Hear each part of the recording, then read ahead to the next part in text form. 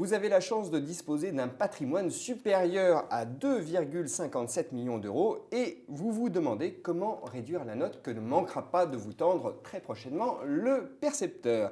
Il existe plusieurs solutions. Elsa Letellier, bonjour. Bonjour Vincent. Vous êtes responsable commercial chez A+ Finance. Alors A+ Finance est un acteur référent du capital investissement qui gère aujourd'hui 650 millions d'euros. Elsa, quelles sont donc les solutions qui s'offrent au patrimoine supérieur à 2,57 millions d'euros pour réduire la note fiscale? Alors Vincent, il y a plusieurs solutions et notamment l'investissement en direct dans les PME. Alors historiquement, les chefs d'entreprise avaient notamment la possibilité de réinvestir dans leur propre structure, mais cela est rendu quasiment impossible avec la nouvelle loi de finances. Une deuxième solution éligible, c'est l'investissement dans des mandats, où le client, en fait, le souscripteur, donne mandat de gestion à la société de gestion pour investir l'argent dans des PME en direct. Et enfin, troisième solution parmi l'univers des possibles, c'est l'investissement au travers d'une holding. C'est-à-dire que le client assujetti ISF va investir dans une société anonyme, va être actionnaire d'une société anonyme qui elle-même va investir dans différentes sociétés. Et c'est cette dernière solution que vous avez retenue. Exactement, Vincent.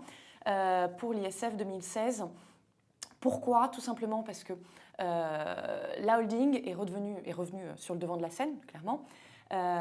Pour plusieurs raisons, notamment quand vous investissez au travers d'une SA, la SA aujourd'hui n'a plus de limite du nombre d'actionnaires, on n'a plus un minimum de 2 salariés, etc. Donc voilà, une façon de gérer un petit peu plus simple et un peu plus transparente pour nous en tant que société de gestion. Puis on a un cadre réglementaire. Exactement. La holding est un FIA, un fonds d'investissement alternatif, qui ne peut donc être géré que par une société de gestion agréée AIFM, chose qu'A+ Finance est depuis 2014. Donc un vrai cadre, vous avez raison. Et puis on a également, et ça il faut le mentionner, un avantage fiscal très marqué. Voilà, puisque dans le cadre de l'investissement en direct dans une PME, loi TEPA, vous avez une réduction d'impôt pouvant aller jusqu'à 45 000 euros. Et il y a un point également technique, c'est éligible au réemploi du produit de cession. Je vous laisse finir parce que... Alors, la particularité de cette holding qu'on a chez A+ Finance, pas de toutes les holdings, mais en tous les cas de la nôtre qu'on va présenter aujourd'hui, c'est qu'elle est éligible au régime apport-cession dans le cadre de l'article 150 obiter du Code général des impôts.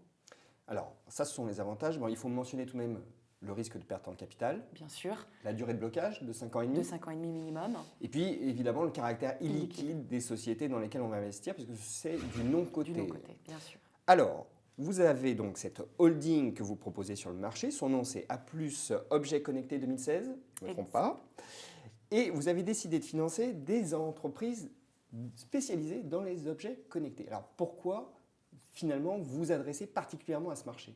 Alors, en termes de marché, les entreprises, le monde des objets connectés est un univers de plus en plus dynamique.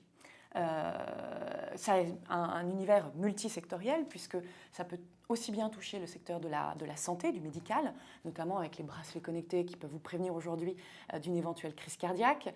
Le secteur du professionnel, on est très attendu là sur tout ce qui est SAV, notamment pour les sociétés spécialisées sur la micro-informatique, sur l'électroménager, mais également sur les secteurs type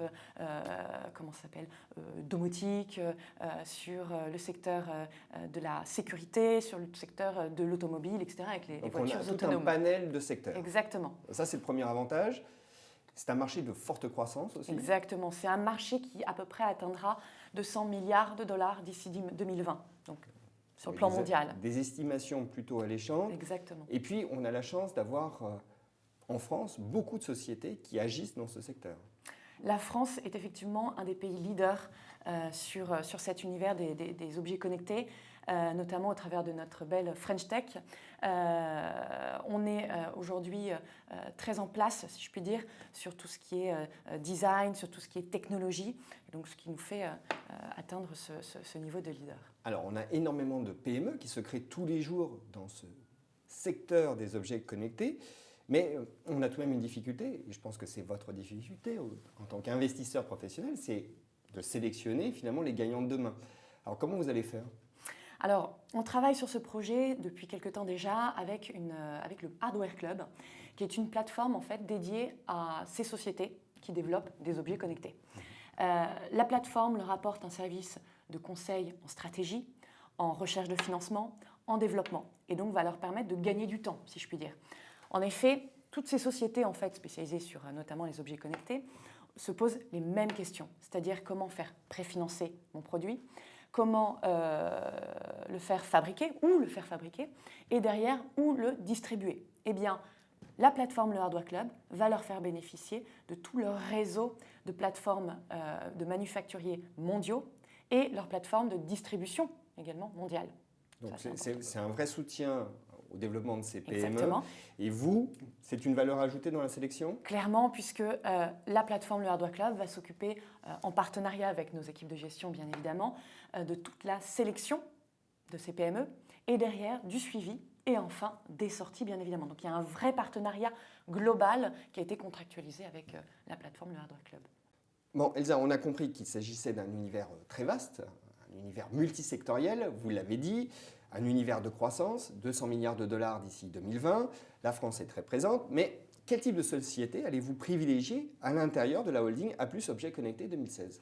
Alors, l'idée au travers de cette holding est d'investir dans des sociétés qui ont déjà des clients, qui ont déjà du chiffre d'affaires, donc clairement en phase de capital risque, capital développement, puisqu'elles souhaiteront donc se développer.